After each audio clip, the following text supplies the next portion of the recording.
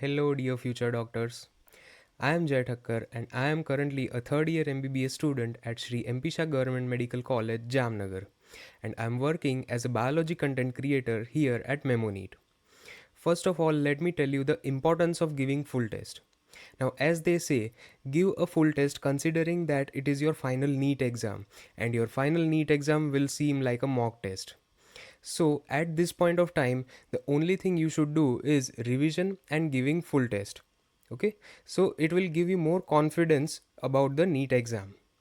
Now today we are going to discuss the zoology section of full test 4. So let us begin.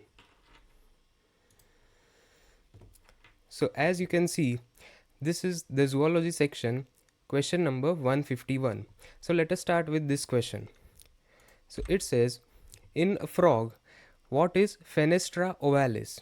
So Fenestra ovalis, as you know, it is the opening in the auditory capsule which separates the middle ear from the internal ear. Okay, so Fenestra ovalis is the aperture through which the tympanic cavity is connected to the auditory capsule. So in a frog, the answer is option number 4. Fenestra ovalis is the opening in the auditory capsule which separates the middle ear from internal ear. Let's move on to the next question. Question number 152. Now it is asking that the kidney of an adult frog is of which type? So as you can see, the kidney of an adult frog is mesonephros. Now what is mesonephros? So, mesonephros is the kidney which is developing from the middle part of intermediate mesoderm, and it develops posteriorly to the pronephros after the pronephros is degenerated. So the answer to this question is it is mesonephros. Moving on to the next question. This is a pretty straightforward question. It is asking that the bullfrog of India is. So what is the scientific name of bullfrog? Yes, you are absolutely correct. It is Rana tigrina. Okay, the answer is option 1. Then I have to tell you here that why does frog live near the water or inside the water? There are two reasons for that. First of all is it has to maintain the moist skin. Why? Because skin is acting as a respiratory organ in the frog. Also, it can easily run away from the prey. Okay, so it can escape from the prey into the water. Therefore, it lives near water. Moving on to the next question, it is saying that areolar connective tissue joins. So these are the two types of tissues given in the options, and it is asking that areolar connective tissue, what is the function of areolar connective tissue?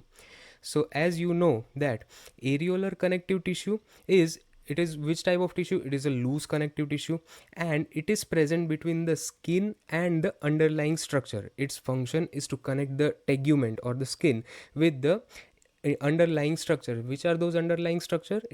Those are the muscles. Okay, so areolar tissue is a loose connective tissue. Okay, take note of this point. It is a loose connective tissue. Okay, and it contains loosely arranged fibers. Its function is to attach the skin to the underlying tissues. So the answer here will be integument with muscles. Moving on to the next question.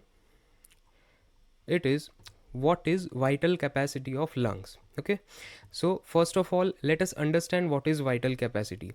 So vital capacity is the maximum amount of air. Okay, it is the maximum amount of air which can be inhaled or exhaled with maximum effort. Now what is that amount of air? So the formula of vital capacity is tidal volume plus inspiratory reserve volume, that is IRV, plus expiratory reserve volume, that is ERV. Okay, now what is the difference between vital capacity and total lung capacity? See, vital capacity we saw.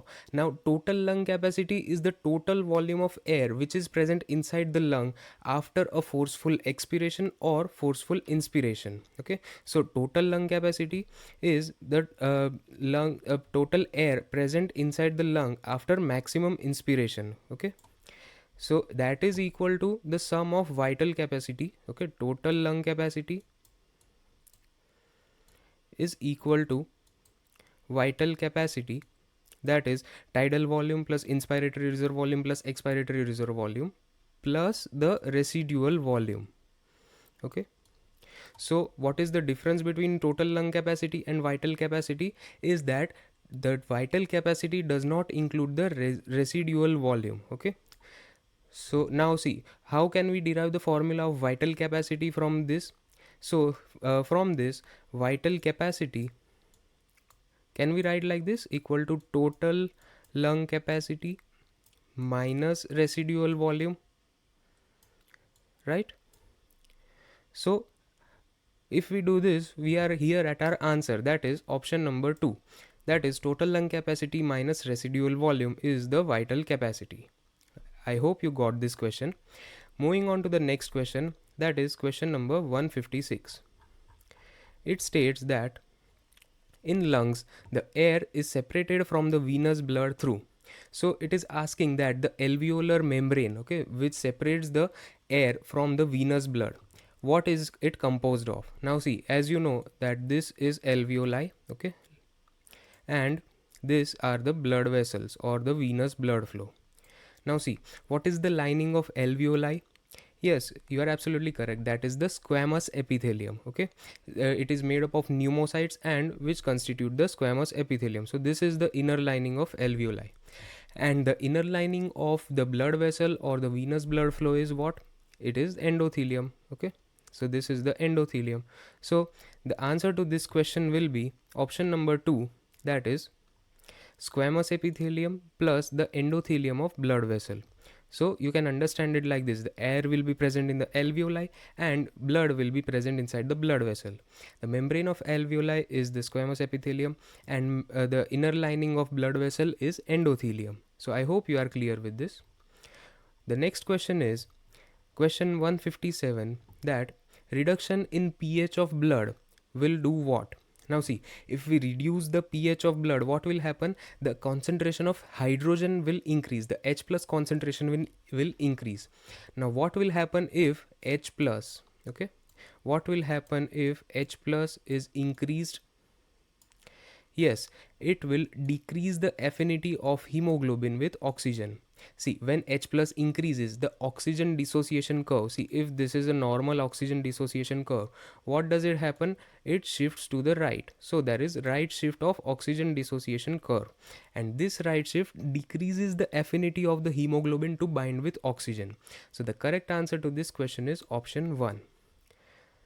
The next question is, which of the following human organs is often called as the graveyard of RBCs? Now this is a terminology based question. The graveyard of RBCs, as you know, is spleen. Now why is spleen a graveyard of RBC? Because spleen is a lymphoid organ. Also, spleen is responsible for the sequestration of the ruptured RBCs. So it is called as the graveyard of RBCs. The next question is question number 159. The hard sound dup is produced when? Okay, so now see, there are two types of hard sound. First is lup and second is dub. Now imagine that this is a heart, and inside it there are first of all atrioventricular valves. Okay, so these are the atrioventricular valves, and the second type of valves are the semilunar valves. Okay, now see, first hard sound, that is lub, is heard when the ventriculars contract. Ventricles contract, the atrioventricular valves close, and that closing of AV valve produces the first sound, that is lub.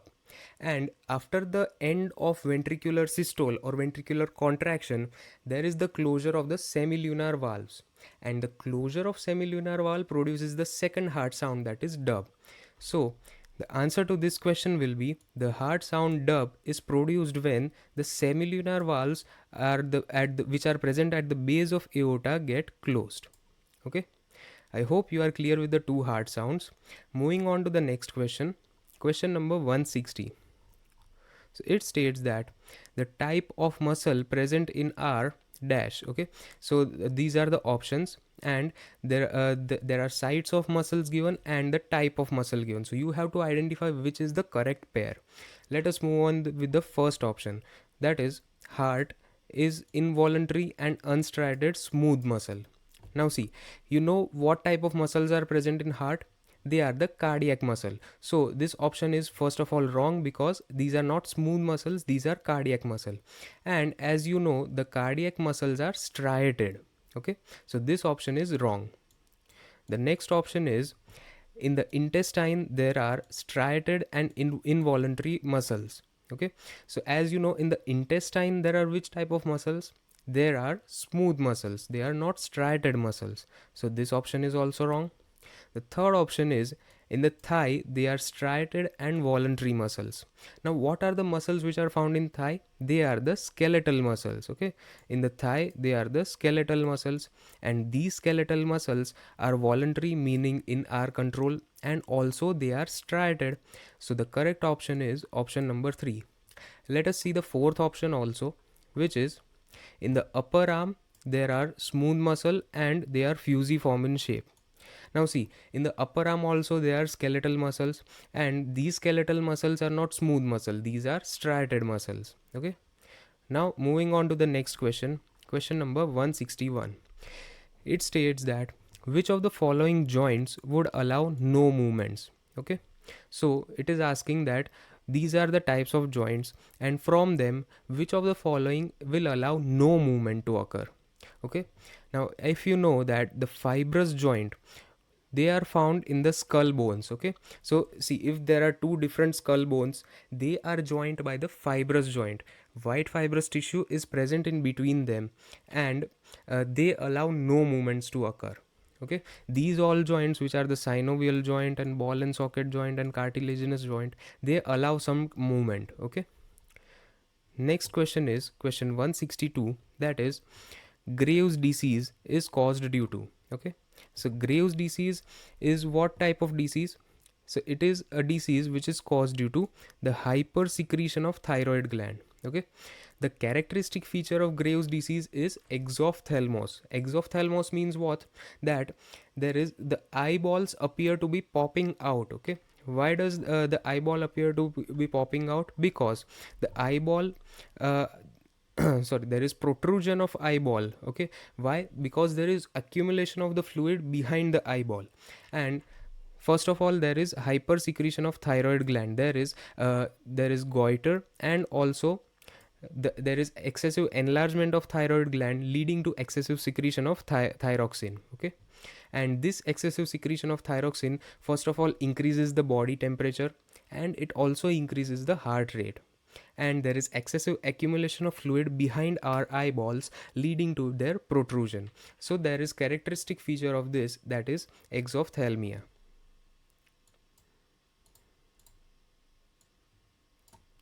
The next question is question 163. It states that which of the following hormones, though synthesized elsewhere, is stored and released by the master gland? Now this question is asking many things. First of all, you need to identify what is the master gland. Do you know which is the master gland? Yes, it is the pituitary gland. Okay, so the master gland is the pituitary gland,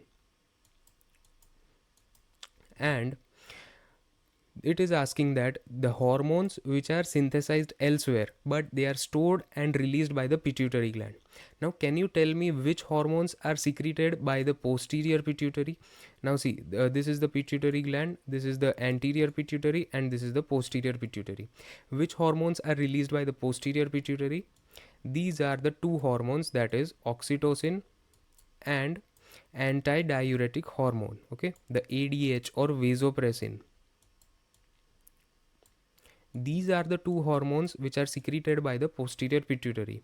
But if you know that these two hormones, oxytocin and antidiuretic hormone, these are synthesized in the hypothalamus, and they are stored and secreted by the posterior pituitary. So the option correct over here is the antidiuretic hormone.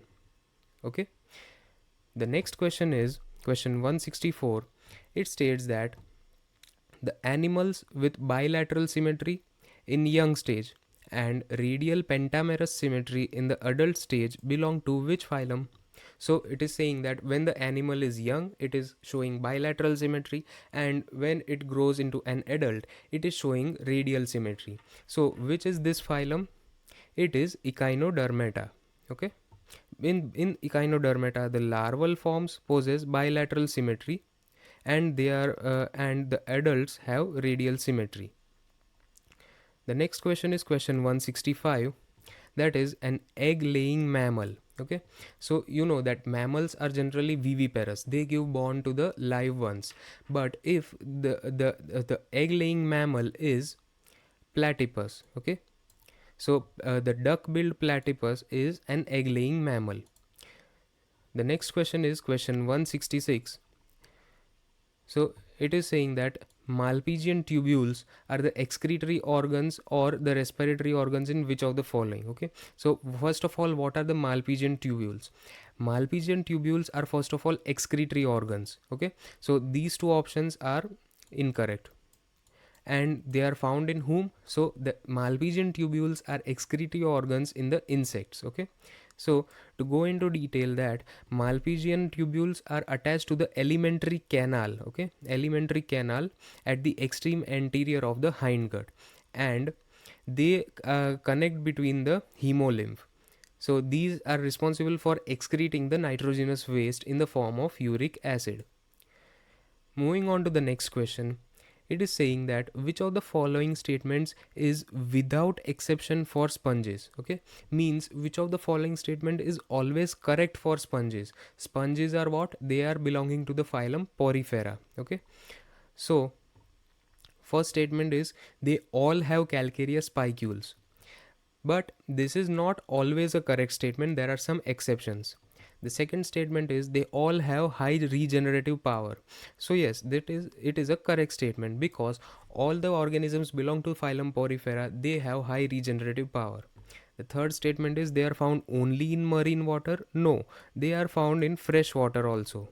And they are radially symmetrical, so they can be asymmetrical also, bilaterally symmetrical also, and radially symmetrical also. So this is also not generally true.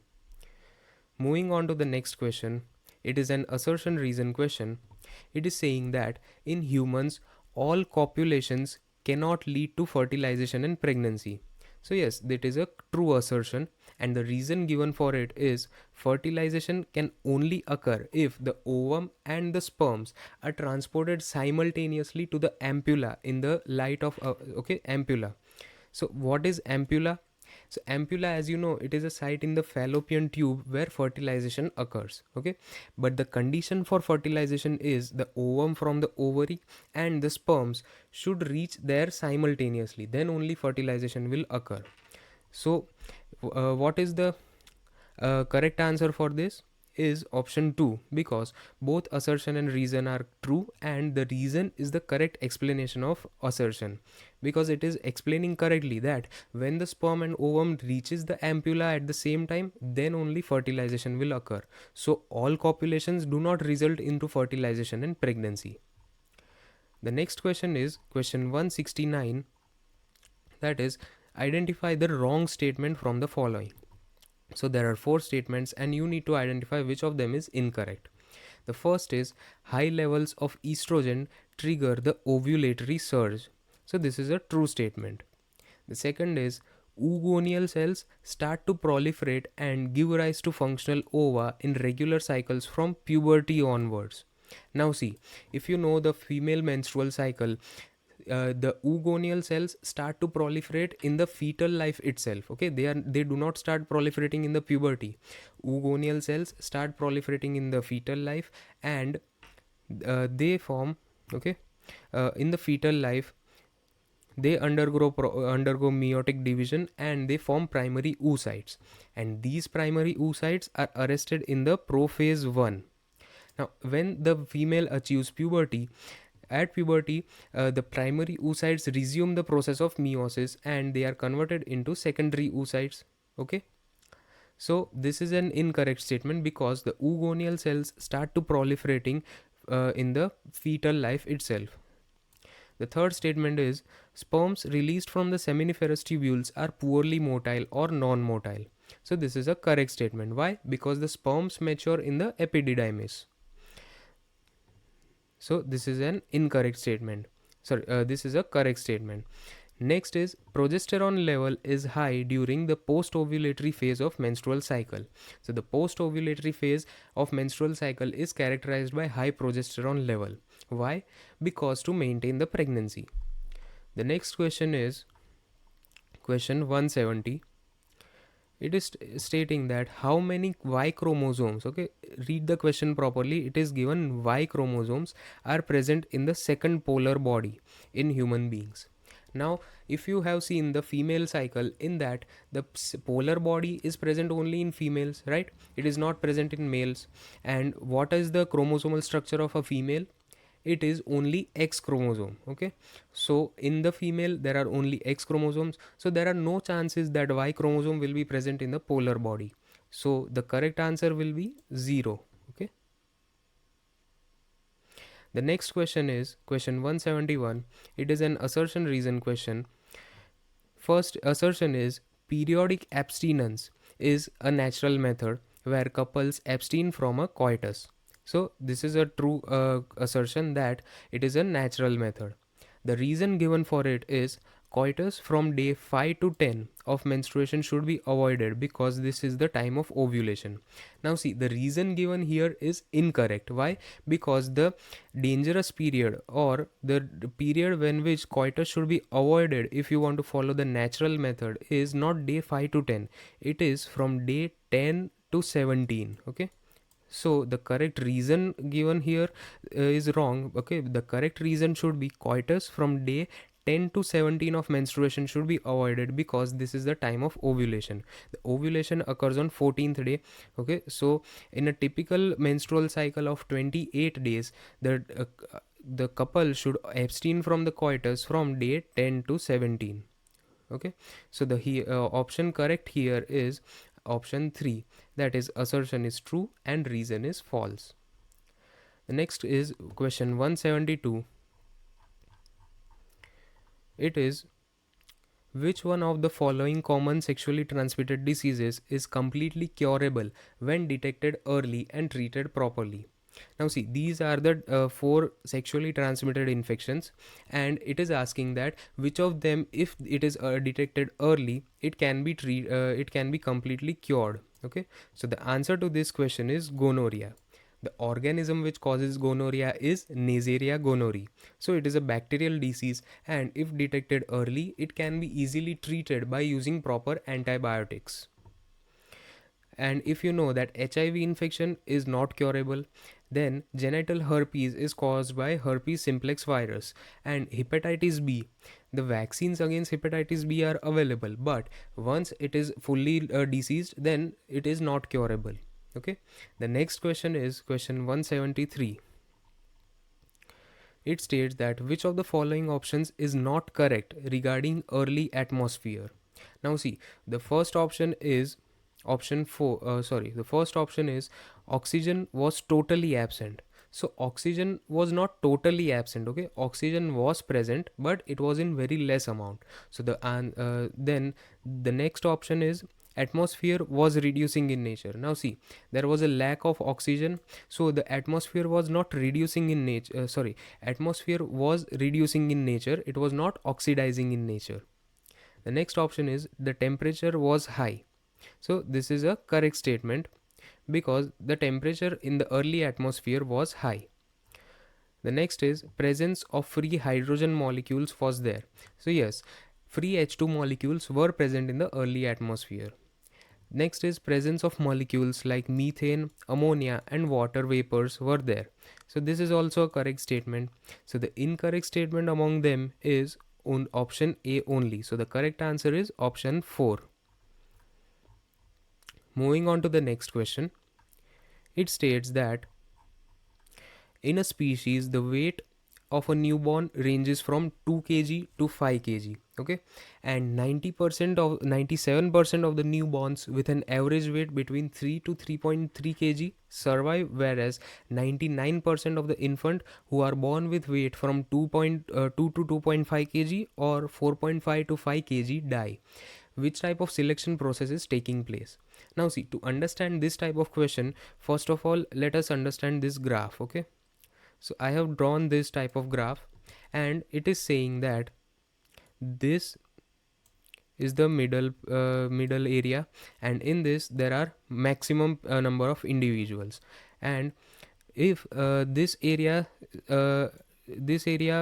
states that maximum number of individuals are present in the middle area, which is the average weight between 3 to 3.3 kg, and 90% or 97% of them, they are surviving.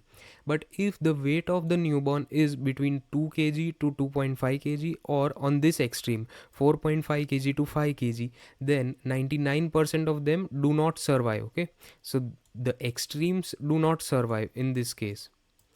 So which type of selection process is this? So it is a stabilizing selection, where the extremes are eliminated and the population is stabilizing at the middle. So this is a stabilizing selection. The next question is question 175. It states that select the incorrect statement with respect to acquired immunity. Okay, the first statement given over here is acquired immunity is of non-specific type, and it is a defense which is present at the time of birth. Now see, the basic definition of acquired immunity states that it is the type of immunity which is acquired during the lifetime. Okay, it is not present since the time of birth. So this statement is incorrect. Okay, and also it is of specific type. Okay, it is specific against a specific antigen. It is not of non-specific type. The next statement is, so the correct answer is option 1 because it is incorrect. Okay, the second statement is primary response is produced when our body encounters a pathogen for the first time. So it is a correct statement because the first time encounter produces a primary response. The third statement is anamnestic response is elicited on subsequent encounters with the same pathogen. That is also a correct statement, and anamnestic response is due to the memory of the first encounter. So yes, due to memory of only the body is able to produce the anamnestic response. So this is also a correct statement. Moving on to the next question, it states that there are two statements given here and you have to identify which of them is correct and which is incorrect. The first statement is autoimmune disorder is a condition where the body defense mechanism recognize its own cell as foreign bodies. So it is a correct statement. Why? Because the definition of autoimmune disorder states that when the body is not able to differentiate between the self and the non-self and it attacks the body's own cell only, then it is called as autoimmune disorder. The second statement is, have you heard of rheumatoid arthritis? Yes, it is an example of autoimmune disorder only. So, what is the second statement stating? That it is a condition, rheumatoid arthritis is a condition where body does not attack self cells. Now, see, this is an incorrect statement because rheumatoid arthritis is also an example of autoimmune disease, and in autoimmune disease, the body is attacking its own self cells. So, here the correct option is option 4, that is statement 1 is correct, but statement 2 is incorrect. The next question is question 177. Now it is an assertion reason question. The assertion says restriction enzymes cut the strand of DNA to produce sticky ends. Now let me give you an example. Like, see, if this is a DNA strand, okay, and these are the base pairs, okay, these are the linkages, and the restriction enzyme is cutting over here, okay, like this. Now if you can see, the separated strand would look something like this. Okay, this is one strand and this is another strand. Okay, now these ends, which are the overgrowths, okay, these are the sticky ends. So the restriction enzyme cut the strand of DNA to produce sticky ends. So assertion is true. Now the reason given here for this is stickiness of the ends facilitates the action of enzyme DNA polymerase. Now see, these ends are which are produced are sticky. Why they are sticky? Because it allows easily ligation of the DNA. Means if they are to attach again to themselves, then the ligation process is easier. And which enzyme is responsible for DNA ligation? It is the DNA ligase. So the stickiness of the ends facilitates the enzyme DNA ligase, not DNA polymerase. So the assertion given here is wrong. So the answer which will be correct is assertion is true but reason is false. The next question is question 178. It states that in the gene gun method used to introduce alien DNA into the host cell, the microparticles of metal are. So, which metal is used in the gene gun method? Yes, it is the tungsten or gold. Why they are used? Because they are inert in nature. So the microparticles of tungsten and gold, see if this is a microparticle of either tungsten or gold, they are coated with the DNA and they are transferred via the gene gun into the host cell. Okay. Moving on to the next question. Question number 179. With regard to insulin, choose the incorrect statement. Okay. So you have to identify which statement is incorrect. So the first statement is C peptide is found attached with both A and B chains of the insulin with the help of disulfide bonds. So C peptide is not attached with A and B chains of disulfide bonds, okay? It just joins the A and B chains to each other. The next statement is in 1980, so this is incorrect. In 1983, both A and B chains were produced by introducing alien genes in the plasmid of same E. coli by Eli Lilly. So the alien genes were not used. The human insulin genes were introduced in the E. coli by Eli Lilly in 1983. So this is also an incorrect statement. Next statement is A peptide and B peptide of insulin are interconnected by peptide bonds in a mature insulin. Now see, in a mature insulin, C peptide will not be present, only A peptide and the B peptide will be present, and the A peptide and B peptide are connected not by peptide bonds but by disulfide linkages. So this is also an incorrect statement. The next statement is insulin from an animal source may cause allergy or other types of reaction in some diabetic patients. So yes, it is correct. And that is the reason why we went to the recombinant DNA technology. We did not use the animal insulin. Okay. So the correct answer of this question will be option 3. The statement A, B and C are incorrect. The next question is question 180. So it is a full form based question. Okay. It states that GEAC stands for what? Okay. So the correct answer to this is option 3, that is Genetic Engineering Approval Committee. The next question is question 181. The potential difference across the resting membrane. So it is talking about what? It is talking about the RMP, that is the resting membrane potential.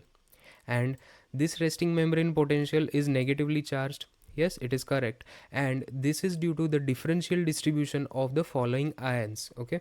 So what is responsible for maintaining the resting membrane potential? It is the sodium potassium ATPase pump.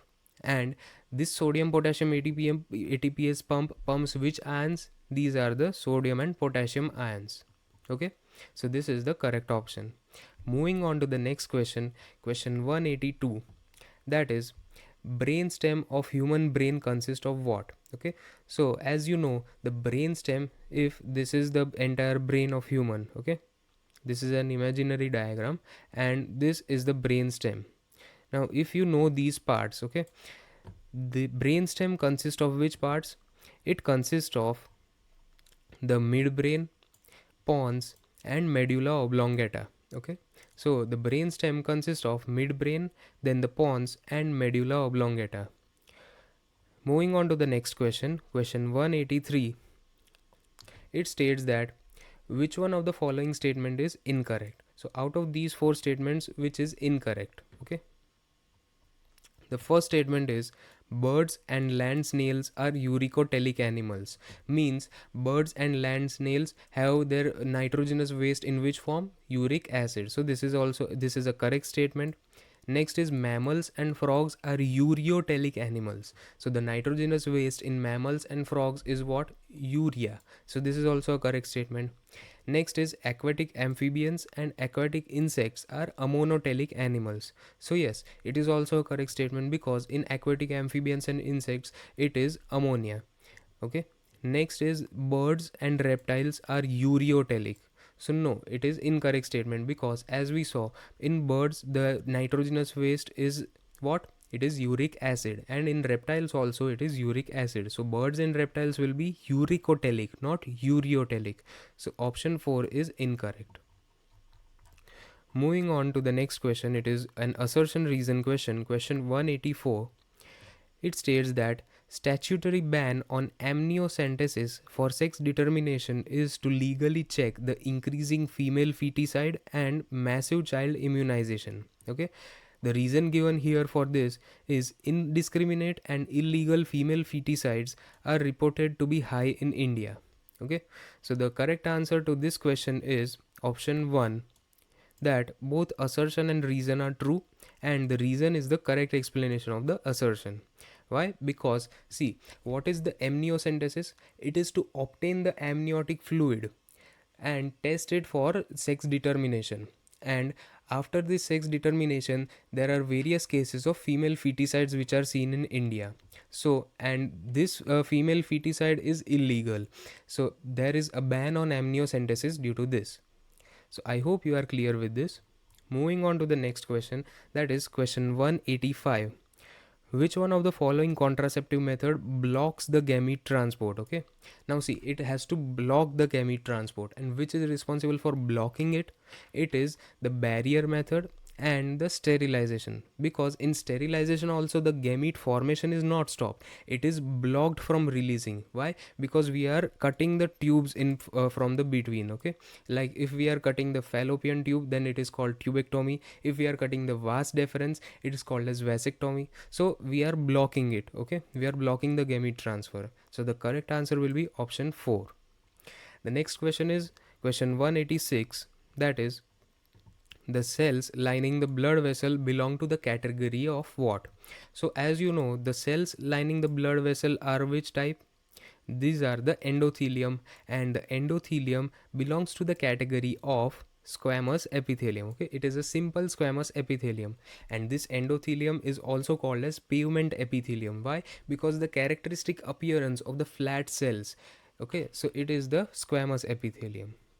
The next question is question 187, that is, which of the following is an occupational respiratory disorder? Okay, so there are four disorders given over here. First is anthracis. This is caused by bacillus anthrax. Okay, next is silicosis. Silicosis is an occupational respiratory disorder. Why? Because it is caused in the workers who are working in the sand factory or the mining industry, and it is caused due to the silica dust, which irritates the respiratory tract and it causes inflammation. So that is silicosis. The botulism is caused by Clostridium botulinum, and emphysema is the disease in which there is an irregular expansion of the alveolar wall. So the correct answer is option 2, that is silicosis. The next question is question 188.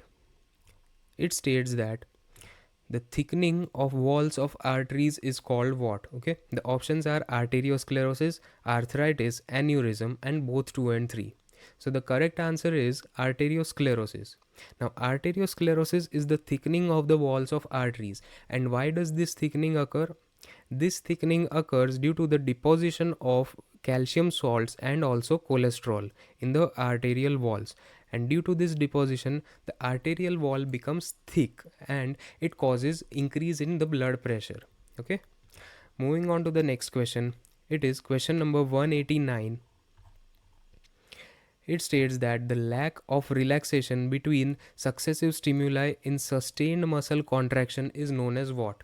Now see, there are various terms in this question and you need to understand them. First of all, it is stating, see, normal muscle contraction occurs how? The first muscle contracts, then it relaxes. Then the muscle contracts and it relaxes. But it is talking about sustained muscle contraction, and in sustained muscle contraction what we need to do? We need to provide successive stimuli to the muscle. Now if we provide continuous stimuli to the muscle, what will happen? The muscle will go into sustained muscle contraction, means the muscle started contracting and it is not able to reach the relaxation. Okay, there is sustained muscle contraction. So this is a situation seen in which condition? It is tetanus. Okay, moving on to the next question, question number 190. How does steroid hormone influence the cellular activities? Okay, the first is using aquaporin channels as second messenger, second changing the permeability of cell membrane, third binding to DNA and forming a gene hormone complex, and fourth activating cyclic AMP located in the cell membrane. Now see, the nature of steroid hormone is what? It is lipid soluble hormone. Now steroid hormone will do what? How will it act? It will enter inside the cell membrane. It will enter inside the cell by easily crossing the cell membrane. Why? Because steroid hormone is also of lipid nature and the cell membrane is also of lipid nature. So the steroid hormone reaches inside the cell, and inside the cell there will be the receptors of the steroid hormone. This, by combining with the receptor, forms the hormone receptor complex. Okay, so the steroid hormone combines with the receptor to form the hormone receptor complex. This hormone receptor complex binds to the specific site of the DNA. Okay, and it modifies the gene which is present in the DNA. So the correct answer is binding to DNA and forming a gene hormone complex. Okay, so when the hormone receptor complex binds to the DNA, it forms a gene hormone complex. And due to this alteration of the functioning of that gene, different proteins are produced, and that proteins produce the action of the hormone. So this is how the steroid hormone acts. The next question is question 191. The immediate cause of induction of ovulation in human female is the large plasma surge of which of the following hormones? So it is asking that why does ovulation take place? Because of the increase in the concentration of which of the following hormones? Yes, the correct answer is LH, that is the luteinizing hormone. So if you know that before the ovulation there is LH surge, okay, and that LH surge results into the ovulation, okay. So the correct answer is LH. The next question is question 192, and it states that hair occurs in all the mammals except those of. So the order Cetacea, okay, the order Cetacea, which consists of which of the following organism? It consists of whales, dolphins, and porpoises.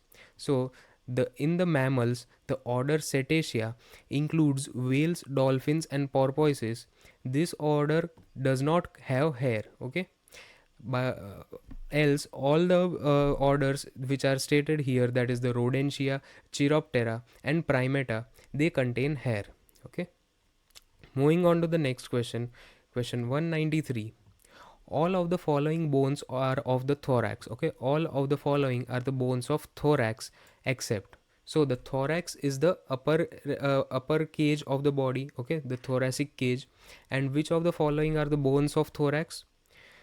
First of all, it is given lunate. Now see, lunate is the bone belonging over here. These are the carpal bones, and lunate belongs in the carpal bones of the hand. Next is sternum. So sternum is the chest bone. It is present in the thoracic cage. Next are the true ribs and the false ribs. So ribs are also present in the thorax. So the correct answer is lunate, option 1. The next question is question 194. A diagram showing the axon terminal and synapse is given. So it is a diagram based question, and identify correctly at least two of A to D. Okay, now see, as you can see, this is the synapse. Okay, this is the nerve ending, and this is the presynaptic membrane over here, and this is the postsynaptic membrane over here. Now what is the dot like structure present in the postsynaptic membrane? So these are nothing but receptors. Okay, so these are the receptors. So A will be receptor. So can you see receptor in any option? Here it is given. Okay, next is B. So what is B? B is the space between the presynaptic and the postsynaptic membrane, that is the synaptic cleft. Okay, and C are the synaptic vesicles, okay, which are present in the nerve ending. So C are the synaptic vesicles. So the correct answer is option 4. Moving on to the next question, question 195. It states that the dialyzing unit, okay, which is used for dialysis. What is dialysis? When there is kidney failure, we need to provide artificial kidney which purifies the blood of patient. Okay, so that artificial kidney is the dialysis machine or the dialyzing unit. In that dialysis unit there is a fluid, okay, and that is called as dialysate or dialysing fluid. So let me read the question first. In the dialysing unit or artificial kidney, it contains a fluid which is almost the same as plasma, except that it has what? Okay, now see, the dialysing fluid, assume that the patient's blood is flowing through this tube and the dialysing fluid is present around it. Okay, now see, there is excessive nitrogenous waste in the patient's blood. Okay, and in the dialysing fluid we need to purify the patient's blood. Now how can we get rid of the nitrogenous waste from the patient blood? Yes, if we create a concentration gradient between the patient blood and the dialysing fluid, that the nitrogenous waste are transferred from the patient blood to the dialysing fluid, then we can clear off the patient blood. Now, the basic principle of dialysis is such that the dialysing fluid does not contain any nitrogenous waste. It is similar to that of plasma, but it does not contain any nitrogenous waste or urea. So, as I have written here, the fluid in the dialysing unit is known as dialysate, and it closely resembles the plasma, okay, but it contains no nitrogenous waste or urea. Now see, when there are no nitrogenous waste, then it creates a concentration gradient. Okay, so nitrogenous waste are high in the patient's blood, and there are no nitrogenous waste in the dialysing fluid. So due to this concentration gradient, the nitrogenous waste move from the patient's blood into the dialysing fluid, and the patient's blood is filtered out. Okay, so the correct option here is no urea. Okay, moving on to the next question, question 196. Read the following statements carefully and tell me which of the following is correct and incorrect. The statement A is increased agricultural yields have been partly due to the use of better management practices and use of agrochemicals, but mainly due to use of improved crop varieties. Okay, so it is the incorrect statement, because there is mainly in increase in agriculture yields has been mainly due to agrochemicals and partly due to the improved crop varieties. Okay, so as you can see that improved crop varieties have significantly contributed to the agriculture yields, but they are not mainly responsible. The mainly better management practices, agrochemicals, and the advancement in technology have played significant role in increasing the agricultural yields. The statement B is the GMOs. What is the full form of GMO? That is the genetically modified organisms. These increase the reliance on chemical pesticides by producing pesticide resistant crops. Now see, the main purpose of genetically modified organism was to decrease the reliance. Okay, because these are the crops which are produced which are able to produce pesticides themselves. Okay, so it decreased the reliance on chemical pesticides. So here the correct option is option 2, that is both statements A and B are incorrect. Okay, the next question is question 197. Okay, it states that illusion is the process of. Okay, so illusion is what process? The correct answer over here is option 3. Illusion is the process of cutting out of separated band of DNA from the agarose gel and extracting them from the gel piece. Okay, so the process of illusion is to cut out the separated band of DNA after the agarose gel electrophoresis has taken place, and we extract it from the gel piece. So that is called as illusion. The next question is question 198, and it states that what limitation of traditional hybridization used for plant and animal breeding has been overcome by the use of recombinant DNA techniques? So see, in the traditional hybridization method, what used to happen that the undesirable genes were also included in the offsprings. But due to the use of recombinant DNA technology, what we are able to achieve is that we are only able to take the desired gene into the resulting offspring. Okay, so the undesirable genes are not there in the recombinant DNA technique. So the answer to this question is option 2. The next question is the penultimate question, which is question 199. It is an assertion reason question. Okay, the assertion states that colostrum is important for the immunity of newborns as it protects them against infections. So it is a correct statement because the colostrum is the milk which is found in the initial days. Okay, and it is a yellow color fluid, and it is really important to provide it to the newborns because it protects it against the infection. And the reason given here is colostrum is rich in immunoglobulin A or IgA. So yeah, the reason is also correct because the colostrum mainly contains IgA, and this IgA is responsible for providing immunity in the initial days of the baby. So it protects them against infection. So here the correct option is option 1. Both assertion and reason are true, and the reason is correct explanation of the assertion. The next question is question 200, which is the last question. It states that read the following statements carefully and choose the option with only the correct statements. Okay, so starting with the first statement, spermatogonia produce sperm cells by spermatogenesis that begins at puberty.